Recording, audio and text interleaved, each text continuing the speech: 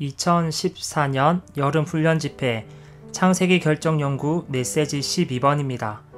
메시지 12번의 제목은 형상과 통치권, 창세기의 핵심입니다.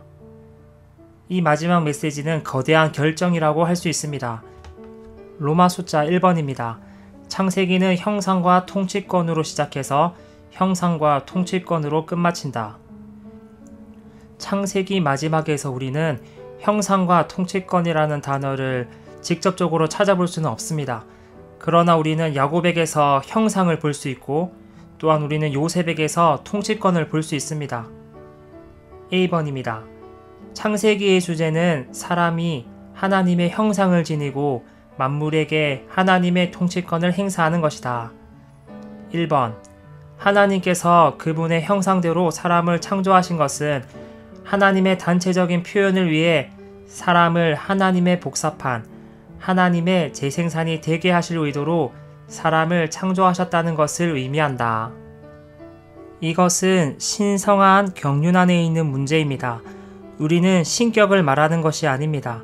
하나님이 사람을 그분의 형상대로 창조하신 의도는 바로 그분의 표현을 위한 것입니다.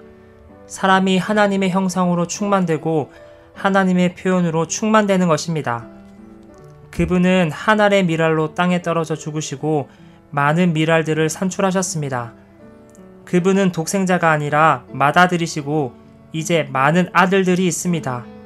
그리고 하나님은 그분의 많은 아들들을 영광 안으로 이끌길 원하십니다.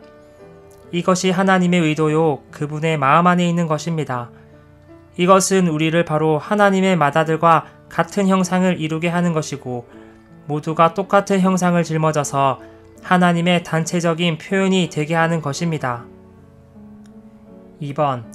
하나님께서 사람에게 통치권을 주신 의도는 사람이 하나님의 권위를 행사하여 원수를 처리하고 땅을 회복하며 하나님의 왕국을 이끌어오도록 하려는 것이었다.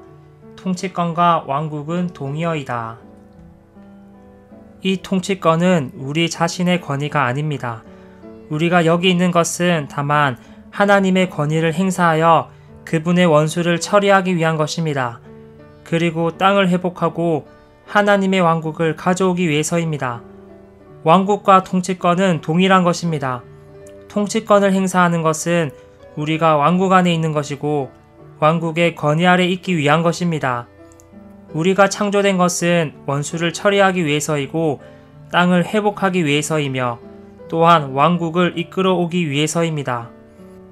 왕국은 주님과 하나 되고 주님과의 관계에 있어서 그분으로 하여금 제한 없이 움직이시게 하는 이들로 인하여 이끌려질 것입니다. 3번. 우리는 하나님을 표현하고 그분의 통치권을 행사할 목적으로 창조되었다. 이것이 창세기의 핵심이다. 이것이 바로 창세기의 핵심입니다. 이것은 하나님의 마음 자체에서 나온 것입니다. 하나님의 마음은 바로 우리에 대한 하나님의 마음입니다. 문제는 우리가 그분께 허락해 드리는가의 여부에 달려 있습니다. 우리는 우리 안에서 그분께서 생명의 방식으로 일하실 수 있도록 그분께 허락해 드리는 것이 필요합니다. B. 창세기는 야곱 안에서 하나님의 형상을 지니고 하나님을 표현하며 요셉 안에서 하나님의 통치권을 가지고 그분을 대표하는 생명으로 결론을 짓는다. 1번. 야곱은 변화되고 성숙하게 된 후에 하나님의 표현이 되어 이스라엘, 곧 단체적인 한 인격이 되었다. 그는 파쇄되었고 재조성되었으며 또한 성숙되었습니다. 그는 더 이상 개인주의적이거나 독립적이거나 자아를 추구하는 사람이 아니었습니다. 그는 완전히 잠겨졌고 하나님의 갈망, 즉 그분을 표현하고 대표하는 백성을 갖고자 하는 하나님의 의도와 완전히 하나 되었습니다. 2번. 하나님의 통치권을 만물에게 행사하는 것은 요셉의 삶에서 나타났다. A. 하늘에 속한 이상 아래 있던 요셉의 생활은 마태복음 5장부터 7장까지에 묘사된 천국의 생활이었다. 요셉은 생명의 곡식당과 빛이 충만한 천체라는 이상 아래 살았습니다. 이 이상이 그를 다스렸습니다. 그리고 이 이상이 그를 지시했고 그를 통제하고 제한했습니다. 그러므로 그가 지하 감옥에 놓였을 때 그리고 보좌 위로 올라갔을 때 그에게는 자아가 없었습니다. 그는 자아에 관심이 없었습니다. 그가 권위를 가졌을 때 그는 결코 자신에게 유익을 주려고 이것을 사용하지 않았습니다. 인간 역사는 이와 반대되는 것으로 가득합니다. 정치적인 인도자들은 사람들을 속이고 자신을 부욕해 하는 자들로 가득합니다. 왜냐하면 그들의 존재가 비뚤어지고 타락하고 구부러져 있기 때문입니다. 주님은 결코 그 어떤 믿는 이에게서도 철저히 내적으로 처리받지 않은 사람을 그분과 함께 왕으로 다스리지 못하게 하십니다. 그러므로 여기에 영 안에서 가난한 사람들, 마음 안에서 순수한 사람들이 필요합니다.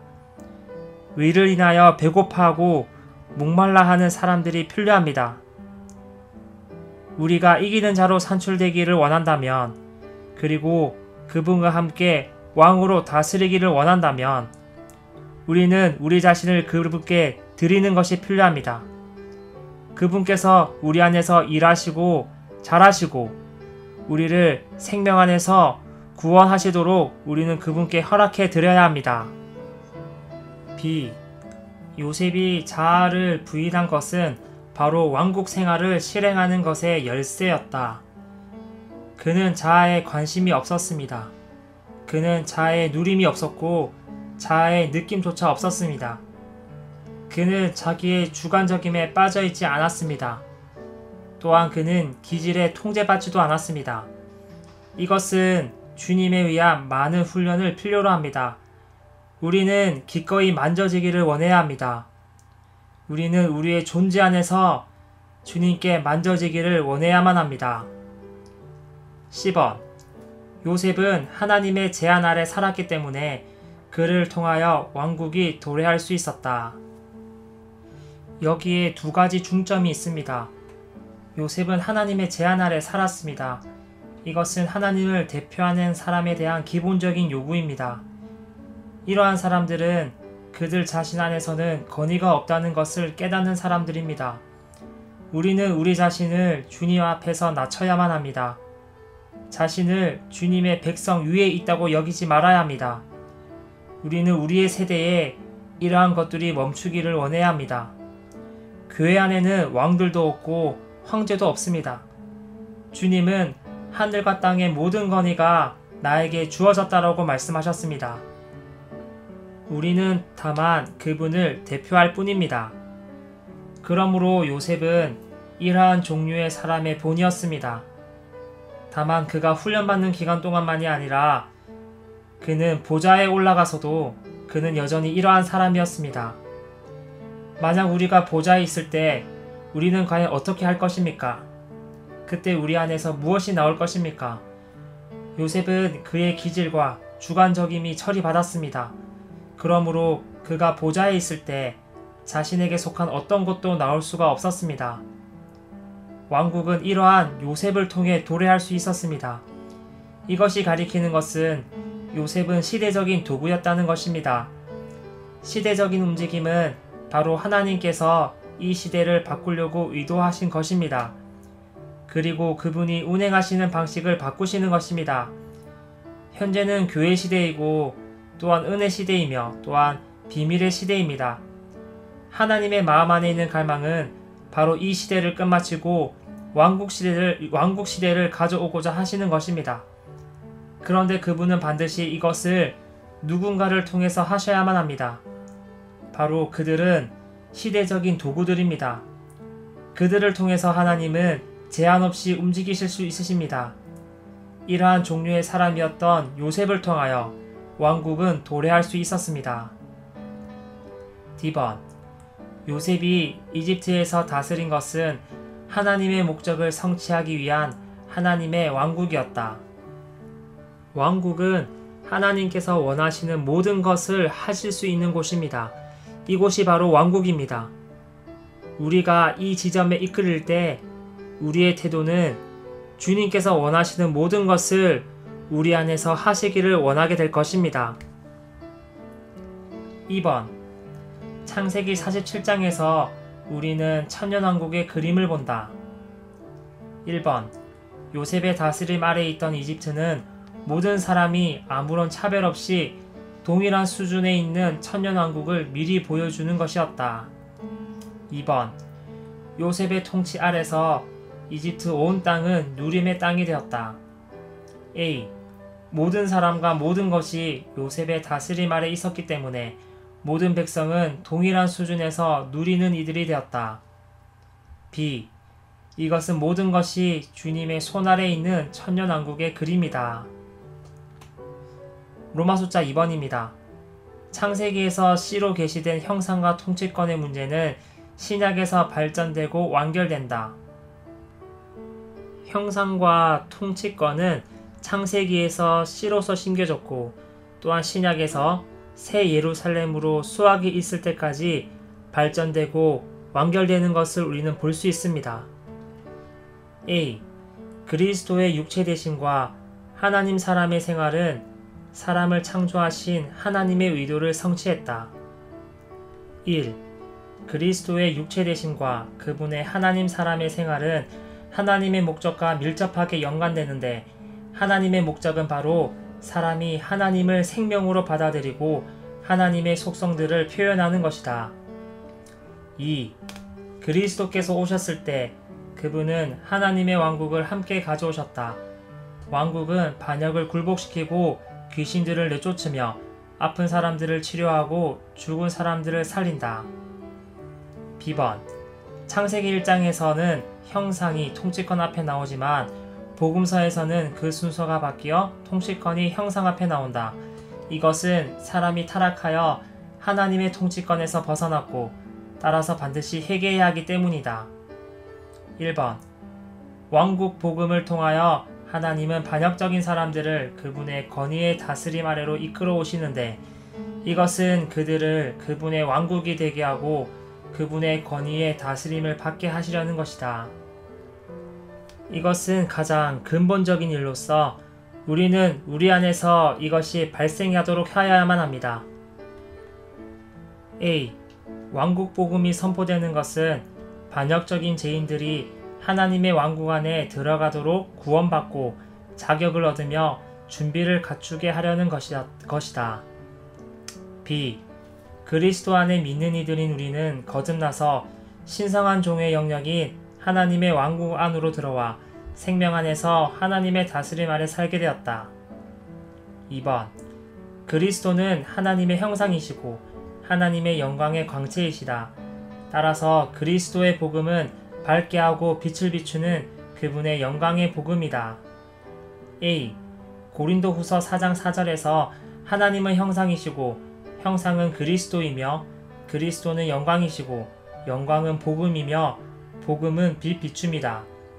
B. 그리스도의 영광의 복음의 빛 비춤을 통해서 삼일 하나님의 체험과 표현이신 그리스도의 빛나는 실제가 우리 안에 있는 보배가 된다. C. 하나님의 의도는 그리스도 안에 있는 믿는 이들이 마다들의 형상과 같은 형상을 이루고 생명 안에서 왕으로서 다스리는 것이다. 1번. 하나님의 아들의 형상과 같은 형상을 이루는 것은 그분을 많은 형제들 가운데 맏아들이 되시게 하는 결과를 가져온다. A. 같은 형상을 이룸은 생명의 형태지음, 곧 우리를 하나님의 맏아들의 형상으로 형태짓는 것이다. B. 같은 형상을 이룸은 우리가 생명 안에서 우리의 자아 모양으로부터 구원받아 맏아들의 형상과 같은 형상을 이루어 그분의 단체적인 표현이 되는 과정이다. 2번. 하나님의 완전한 구원은 우리가 은혜를 넘치게 받고 의의 선물을 넘치게 받음으로써 생명 안에서 왕으로서 다스리기 위한 것이다. A. 체험에 있어서 생명 안에서 왕으로서 다스리는 것은 우리를 거듭나게 한 왕의 생명이자 왕가의 생명인 신성한 생명의 다스림 아래 있는 것이다. 생명 안에서 왕으로서 다스린다는 것은 우리가 사람들을 일에 있어서 굴복시킨다는 것이 아닙니다. 우리는 주님의 권위 아래 또한 생명의 권위 아래 있어야만 합니다. 그럴 때 결국 귀신들이 우리를 두려워하게 될 것입니다. 이것은 우리가 사람들을 굴복시키는 것이 아니라 우리가 주님의 권위 아래 있으므로 주님의 원수를 쫓아내는 것입니다. 우리는 이러한 신성한 생명의 다스림 아래 사는 것을 배워야 합니다. B. 은혜를 넘치게 받고 의의 선물을 넘치게 받는 모든 믿는 이들은 신성한 생명에 의해 제한받고 규제받는 것을 실행해야 한다. D. 믿는 이들로서 우리는 하나님의 형상이신 그리스도를 알고 하나님께서 사랑하시는 아들의 왕국 안에 살 수 있다. 1번. 하나님은 보이지 않으시지만 하나님께서 사랑하시는 아들, 곧 하나님의 영광의 광채이시자 하나님의 실질의 표현이신 그리스도는 하나님의 형상으로서 하나님의 존재를 표현하신다. 2번. 하나님께서 사랑하시는 아들의 왕국 안으로 옮겨지는 것은 우리에게 생명이 되시는 아들, 곧 사랑스러운 분 안으로 옮겨지는 것이다. 2번. 한 세 사람인 교회는 하나님께서 의도하신 단체적인 사람이다. 이 우주적인 세 사람은 하나님의 형상을 지니고서 하나님을 표현하고 하나님의 왕국을 위해 하나님의 권위를 행사하므로 하나님을 대표하고 하나님의 원수와 싸우는 이중 목적을 성취할 것이다. F번. 오는 시대, 곧 천년왕국 시대에서 하나님의 영광스러운 왕국이 이 땅에 나타날 것이다. G번. 영원 안에 있는 새 예루살렘은 형상과 통치권의 완결이다. 그리스도의 형상을 지니기 위해서, 그리고 하나님을 위해서 통치권을 행사하기 위해서 우리 각 사람은 반드시 생명의 길을 취해야만 합니다. 즉 신성한 생명의 체험과 성장의 길을 취해야만 합니다.